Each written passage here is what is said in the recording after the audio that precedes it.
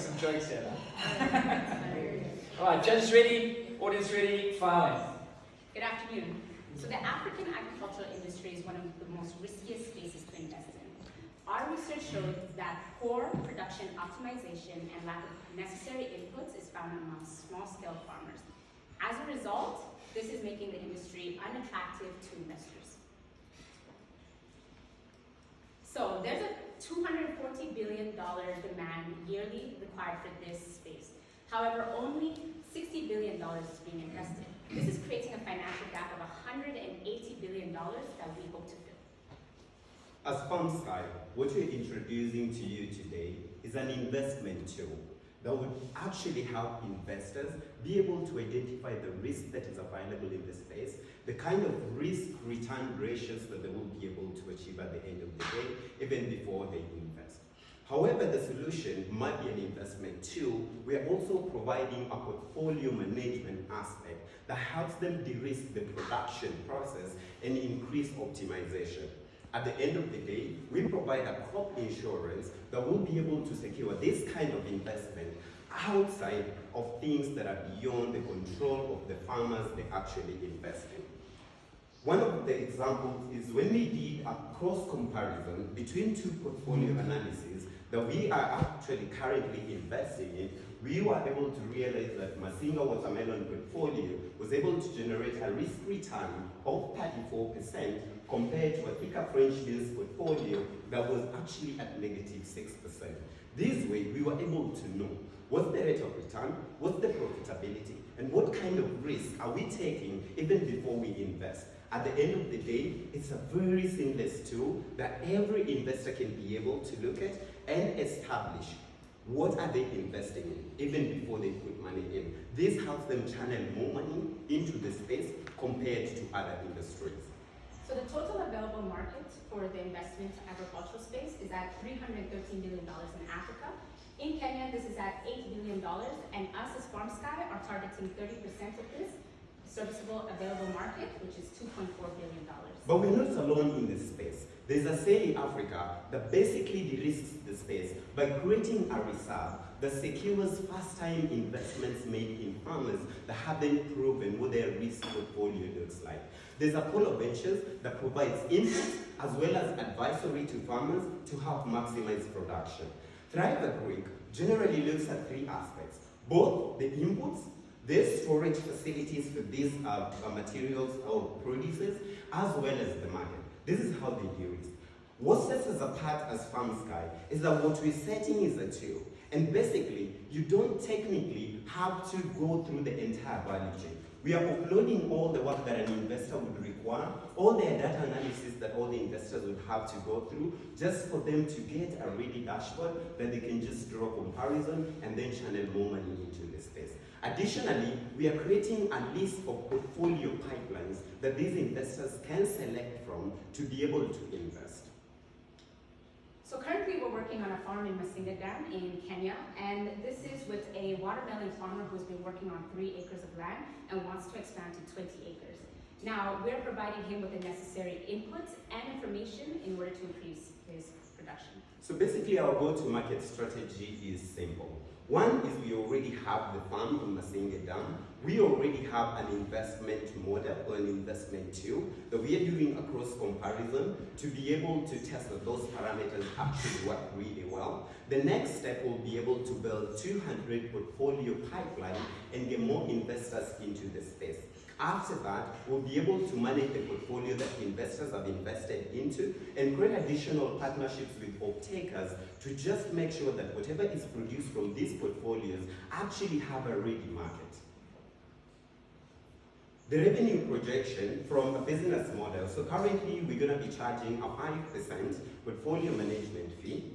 And for this charge is that we're looking at being able to provide both the services as well as the necessary portfolio that the investors are able to invest in. The projection will be able to increase from $28,000 to $238,000 by year 4 under the same model. So the team is composed of myself, Soinatu Lebo, and Boniface Nyawa. So today we're coming to you to ask for $10,000 as well as advisory, which comes in the form of technical assistance. Now this will allow us to create traction and revenue, eventually for us to enter the Series Accelerator program, in which we hope to scale. Thank you.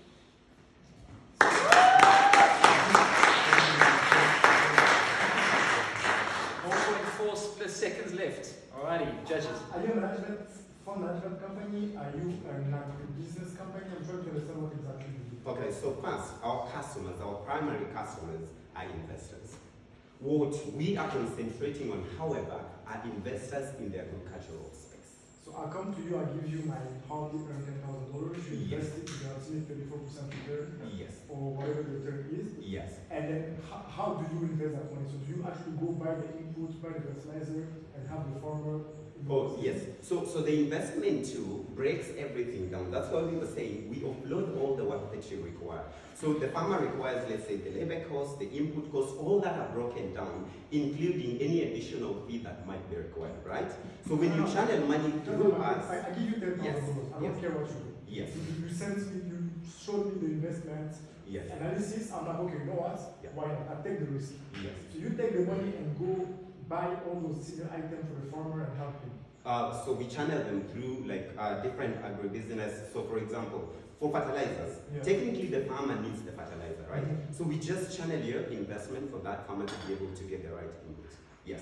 And then the profit share that we then do is we are doing profit share with the investor, not the farmer. But the income, of course, is when the products are So sold. take the advantage and carry it. Yes.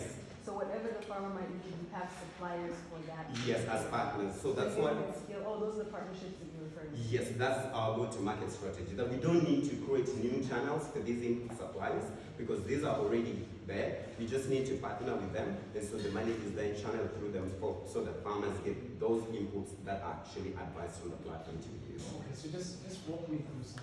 So Yes. when I come to your platform, Yes. I'll see farmer A, B, C, D, E, F, and then how much they need. Yes. So if they Portfolios, not So specific their partners. portfolios, yes. in the portfolio, so the portfolio is the portfolio mixed. Is the portfolio watermelons? Okay, so it's mixed.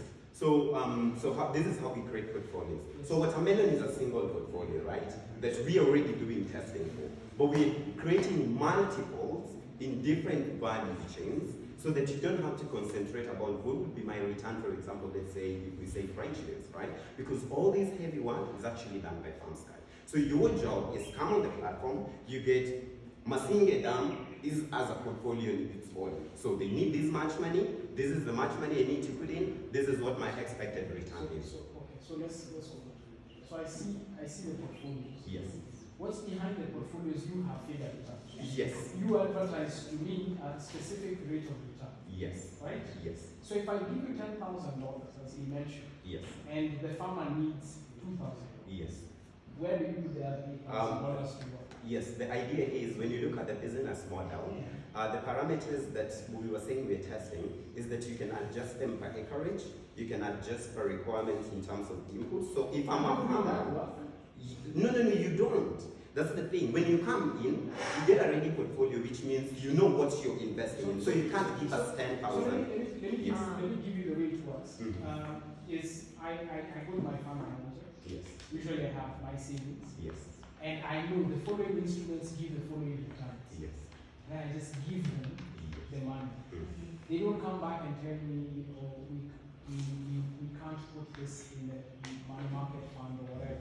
Yes. So in your case, there's a situation where one portfolio might be oversupplied and I can't put any Yes. money. And then the money. Oh yes. Yes. So what you need to create Yeah. is actually, I give you 10,000. I don't know what you do with it, Mhm. but you work on a strategy. You will have one that is, let's say, you know what, I'm a risk taker.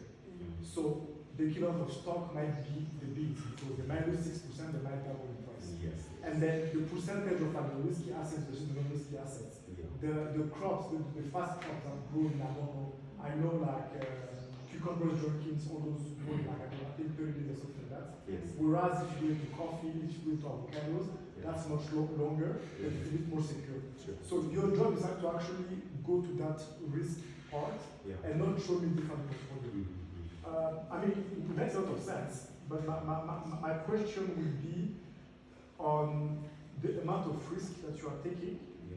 Also, maybe just to respond to that. Yeah. So what we've done is we already expect that investments, for example, might not, like for example, we can give you an absolute number, right? It's going to be 30%. What we're doing is we're giving a range and integrating, like, you know, for the purpose of things not going exactly as planned, to just compensate that, and it's integrated in the analysis. So like the 34% that you actually saw, the internal rate of return on that specific investment was showing us 56. And then absolute return, that is, now we've removed the management fee and all that, was showing about 44. So now we've moderated to a much lower cost and we've integrated it within the business model. Okay. Yes, for just unexpected Do you cases. need regulator, do you need permits, do you need licenses? So the sandbox, of course, the first step. But when we spoke with our financial advisor, he said, so as long as we structure it in a way that there's a certain number of people that if we take, that would require then that we get licensed by CMA. So we would require that kind of permit then. Now, Yes. the other side of the question is why are you trying to acquire individual investors? Mhm. Why not take your portfolio to other fund managers and market the portfolio? Well, ideally is we have to use this as a way of testing that this portfolio is actually work, right? Gain the necessary traction before we can be able to present to an existing fund that this actually works. I mean, it's now just a Great, process. wonderful. Round of applause.